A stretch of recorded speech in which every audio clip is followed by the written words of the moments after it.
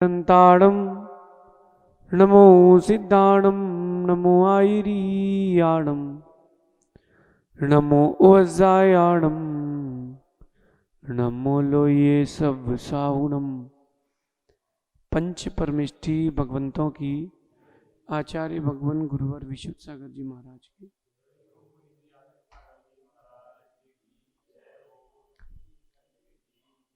या हम सभी अपने जीवन में निरंतर सुख की अभिवृद्धि के लिए नीति के विषयों का श्रवण कर रहे हैं।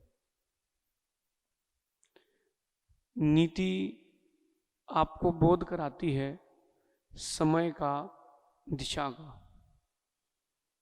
और जिसको समय और दिशा का बोध नहीं है, जिसे भी समय और दिशा का बोध नहीं है, ऐसा व्यक्ति चाहे कुछ कर ले सफल नहीं हो पाएगा। जिसको आप इंग्लिश में कहते हो टाइमिंग।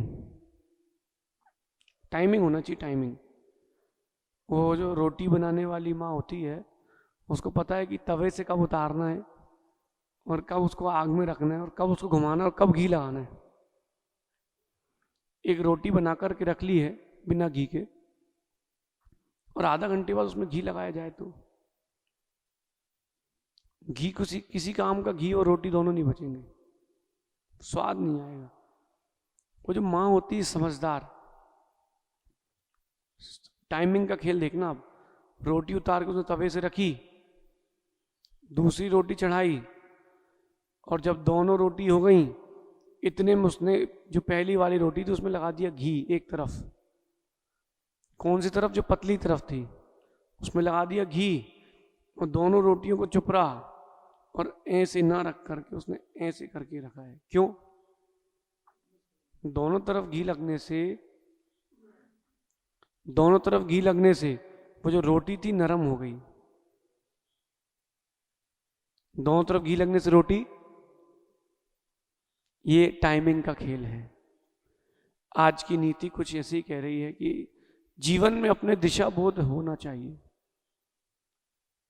बड़ी सुंदर बात है कि सोच बदलो सितारे बदल जाएंगे, नजर बदलो। क्या बात है, आप सब भी ज्ञानी हो गए।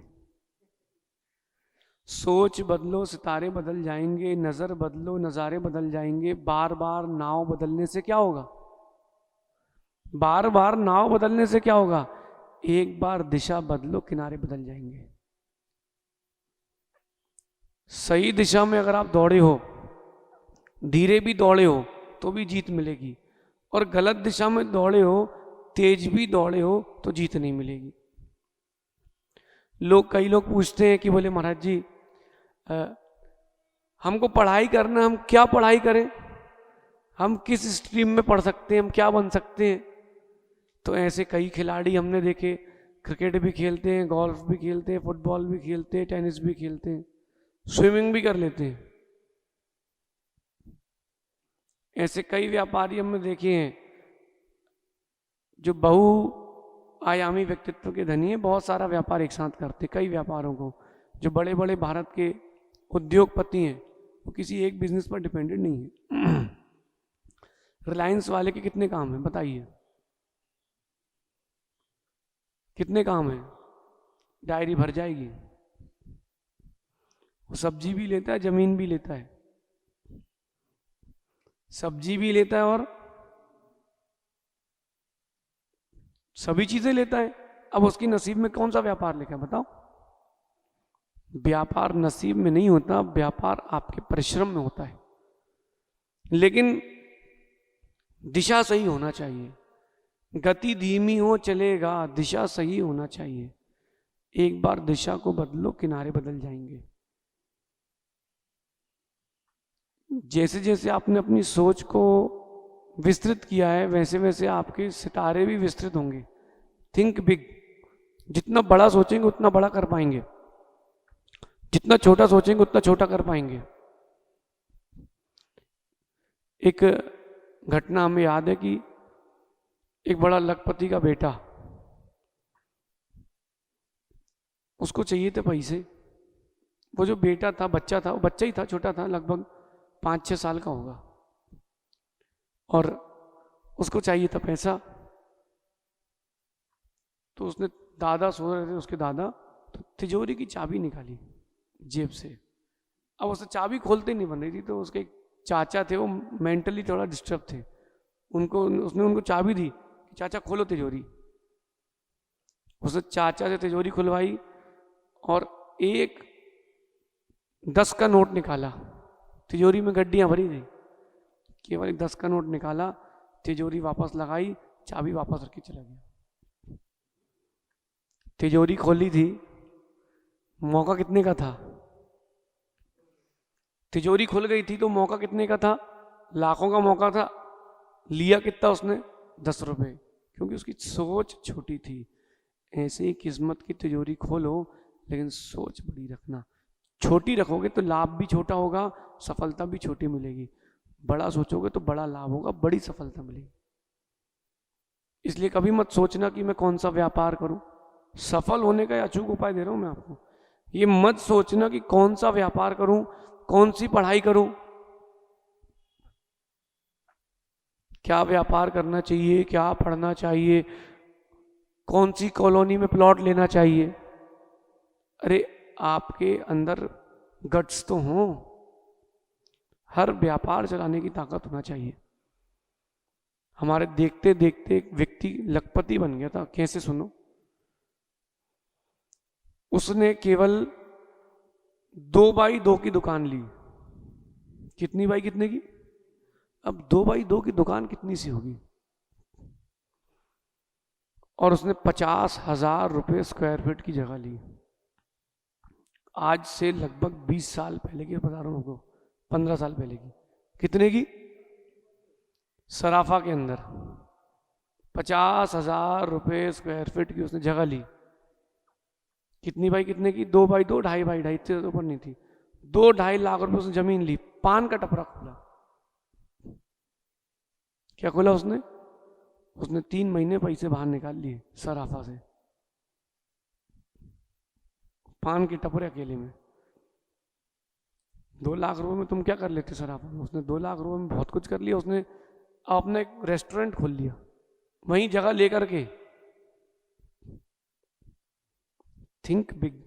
दिशा बहुत सही होना चाहिए, आपका लक्ष्य सही होना चाहिए। ध्यान रखना, अगर दिशा सही हो तो सोच, किस्मत, परिश्रम सब सार्थक होता है। और अगर दिशा सही नहीं है तो किस्मत क्या करेगी, तुम्हारी सोच क्या करेगी, तुम्हारा परिश्रम क्या करेगा। दिशा सही होना चाहिए। बीज जो है तभी फलित होता है जब वो भूमि में डाला जाए, उर्वरा भूमि में। बंजर भूमि में नहीं फलित होगा। दिशा तो सही हो। पहाड़ों के अंदर भी झीर होती है, पता कि नहीं? लेकिन मालूम चल जाए, दिशा मालूम चल जाए कि यहां पानी है। कुंदाद्री पर्वत है, कुंदाद्री, कर्नाटक में। पास में गांव है कुंद, कुंदुरु। उस कुंद उरु, उरु यानी गांव, तो कुंदुरु के पास पर्वत है, तो गिरी तो कुंदाद्री, कुंदाद्री करके। कनक गिरी, अपन बोलते ना मलया गिरी चंदन, तो मलया गिरी नहीं, मलय गिरी है। तो कनक गिरी जो है उसके पास में गांव है मलय नाम का, बहुत सुंदर प्राचीन मंदिर है अपने जैन मंदिर। उसके पास में कनक गिरी है। कनक यानी सोना। मलय के पास, मलय गांव के पास में पर्वत तो मलया गिरी। वहां ऐसे ही चंदन हो जाते हैं, ग्रेनाइट के पत्थर पर चंदन के पेड़ हो जाते हैं ऐसे ही। कुंदाद्री पर्वत का मैं बता रहा था आपसे। कुंदाद्री पर्वत जो है उसमें मंदिर की ठीक बाजू में एक बहुत बड़ा तालाब है। चट्टान के पर्वत के ऊपर बहुत बड़ा तालाब है, और लगभग मेरे ख्याल से 70 फीट गहरा तालाब है, और ज़्यादा बड़ा नहीं है। 200 फीट का होगा, 200 फीट ऐसा होगा। उसको खाली करवा के भी देखा गया, उसमें झीर है अंदर, पानी आता उससे। वहां से पत्थर निकाला तो मंदिर बना लिया, और तालाब अलग मिल गया। दिशा सही होना चाहिए। 5-5, 10-10 फीट का गड्ढा मत करो, 200 फीट का सीधा गड्ढा करो। दिशा सही होना चाहिए। अगर दिशा सही है, सफलता 100% नहीं 1000% मिलेगी। अपन ने बचपन में सुनी थी कहानी कछुए की और खरगोश की। दोनों चले थे, सुनना ध्यान से, दोनों चले थे, लेकिन एक लक्ष्य पर था, धीरे धीरे धीरे धीरे धीरे धीरे चलता रहा। उसकी दिशा सही थी, खरगोश की गति तेज थी, लेकिन उसकी दिशा तो कभी यहां देखे कभी वहां देखे, सफल कैसे होगा? सफलता मिलेगी दिशा बोध से। सफलता कैसे मिलेगी? दिशा बोध से, और दिशा का निर्धारण करने से सफलता मिलती है। अब आपने दिशा पर ध्यान दिया नहीं, व्यापार कर रहे हो तो निरंतर सफलता तब मिलेगी जब दिशा सही होगी आपकी। परिश्रम करो, बहुत अच्छी बात है, पुण्य तेज हो आपका, बहुत अच्छी बात है, और आपका लोग साथ देने के लिए भी तैयार है, बहुत अच्छी बात है। आपकी सोच भी बहुत अच्छी है, बहुत अच्छी बात है। यहां से आगे जाने का अपना मन है, बहुत अच्छी बात है, लेकिन दिशा तो सही हो। जाना था जापान, पहुंच गए चीन। अगर जयपुर जाना है तो जयपुर की तरफ की ट्रेन लेना पड़ेगी, केरला की तरफ की नहीं लेना पड़ेगी। अगर कोई व्यक्ति गलत दिशा में बैठा है, कितना ही चल ले, वो उसके साथ और गलत होगा। और एक बात ध्यान रखना कि